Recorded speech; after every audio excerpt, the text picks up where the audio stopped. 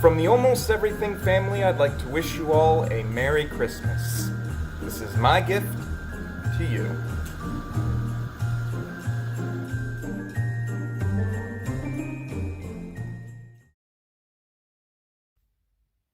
This is How the Grinch Stole Christmas by the Doc Seuss. I'm going to wrap this book for y'all.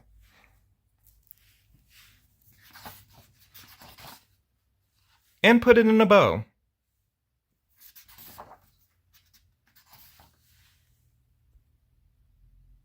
Every Who down in Whoville liked Christmas a lot.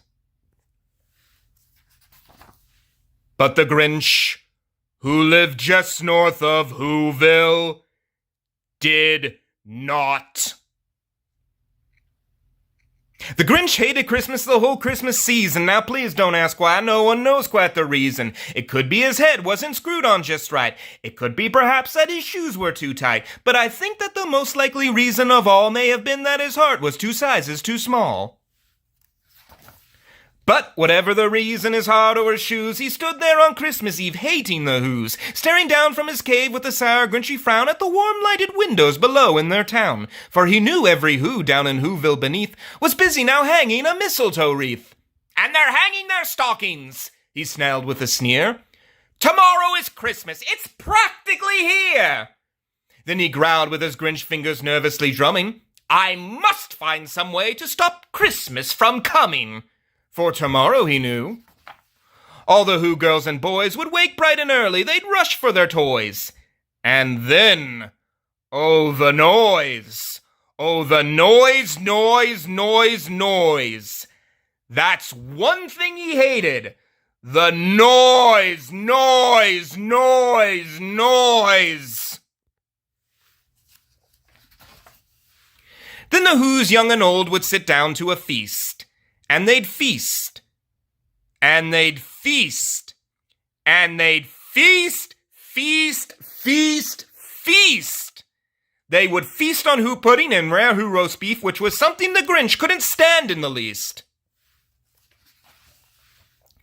And then they'd do something he liked least of all. Every Who down in Whoville, the tall and the small, would stand close together with Christmas bells ringing. They'd stand hand in hand, and the Whos would start singing.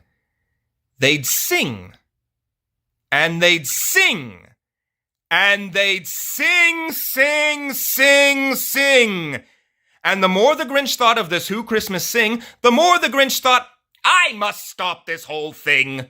Why, for 53 years I've put up with it now. I must stop this Christmas from coming. But how? Then he got an idea. An awful idea. The Grinch got a wonderful, awful idea. I know just what to do. The Grinch laughed in his throat, and he made a quick Santa Claus hat and a coat, and he chuckled and clucked. What a great Grinchy trick! With this coat and this hat, I look just like Saint Nick. All I need is a reindeer. The Grinch looked around, but since reindeers are scarce, there was none to be found. Did that stop the old Grinch? No. The Grinch simply said, If I can't find a reindeer, I'll make one instead. So he called his dog Max, then he took some red thread, and he tied a big horn on the top of his head. Then he loaded some bags and some old empty sacks on a ramshackle sleigh, and he hitched up old Max. Then the Grinch said, Yeah! And the sleigh started down toward the home where the Whos lay a snooze in their town. All their windows were dark. Quiet snow filled the air. All the Whos were all dreaming sweet dreams without care. When he came to the first little house on the square, This is stop number 1, the old Grinchy Claus hissed, and he climbed to the roof, empty bag in his fist. Then he slid down the chimney, a rather tight pinch, but if Santa could do it, then so could the Grinch. He got stuck only once for a moment or two, then he stuck his head out of the fireplace flue, where the little Who stockings all hung in a row. These stockings, he grinned, are the first things to go. Then he slithered and slunk with a smile most unpleasant around the whole room, and he took every present. Pop guns and bicycles, roller skates, drums, checkerboards, tricycles, popcorns, and plums. And he stuffed them in bags, and the Grinch, very nimbly, stuffed all the bags one by one up the chimbley. Then he slunk to the icebox. He took the Who's feast. He took the Who's pudding. He took the roast beef. He cleaned out that icebox as quick as a flash. Why, that Grinch even took their last can of Who hash. Then he stuffed all the food up the chimney with glee. And now, grinned the Grinch, I will stuff up the tree.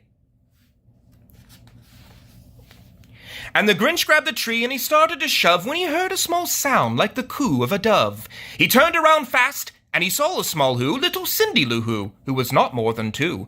The Grinch had been caught by this tiny Who daughter who'd got out of bed for a cup of cold water. She stared at the Grinch and said, Santa Claus, why? Why are you taking our Christmas tree? Why? But you know that old Grinch was so smart and so slick. He thought up a lie, and he thought it up quick. Why, my sweet little tot, the fake Santa Claus lied, there's a light on this tree that won't light on one side. So I'm taking it home to my workshop, my dear. I'll fix it up there, then I'll bring it back here. And his fib fooled the child, and he patted her head, and he got her a drink, and he sent her to bed. And when Cindy Lou Who went to bed with her cup, he went to the chimney and stuffed the tree up. Then the last thing he took was the log for their fire. Then he went up the chimney himself, the old liar. On their walls he left nothing but hooks and some wire. And the one speck of food that he left in the house was a crumb that was even too small for a mouse. Then he did the same thing to the other Who's houses, leaving crumbs much too small for the other Who mouses. It was 15:15 dawn, all the Who's still abed, all the Who's still a snooze when he packed up his sled. Packed it up with their presents, the ribbons, the wrappings, the tags and the tinsels, the trimmin's, the trappings. 3,000 feet up the side of Mount Crumpet, he rode with his load to the tip-top to dump it. Pow, pow to the Who's, he was grinchiously humming. They're finding out now that no Christmas is coming. They're just waking up. I know just what they'll do. The mouse will hang open a minute or two. Then the Who's down in Whoville will all cry, boo-hoo.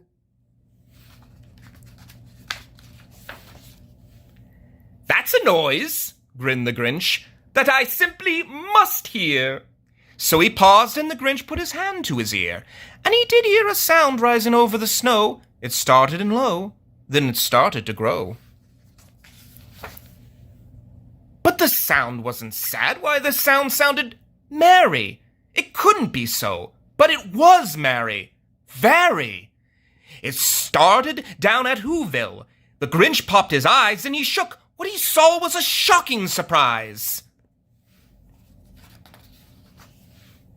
Every Who down in Whoville, the tall and the small, was singing without any presents at all. He hadn't stopped Christmas from coming. It came! Somehow or other, it came just the same. And the Grinch, with his Grinch feet ice cold in the snow, stood puzzling and puzzling. How could it be so? It came without ribbons. It came without tags. It came without packages, boxes, or bags. And he puzzled 3 hours till his puzzler was sore. Then the Grinch thought of something he hadn't before. Maybe Christmas, he thought, doesn't come from a store. Maybe Christmas, perhaps, means a little bit more. And what happened then? Well, in Whoville they say that the Grinch's small heart grew 3 sizes that day. And the minute his heart didn't feel quite so tight, he whizzed with his load through the bright morning light. And he brought back the toys and the food for the feast. And he himself, the Grinch, carved the roast beef.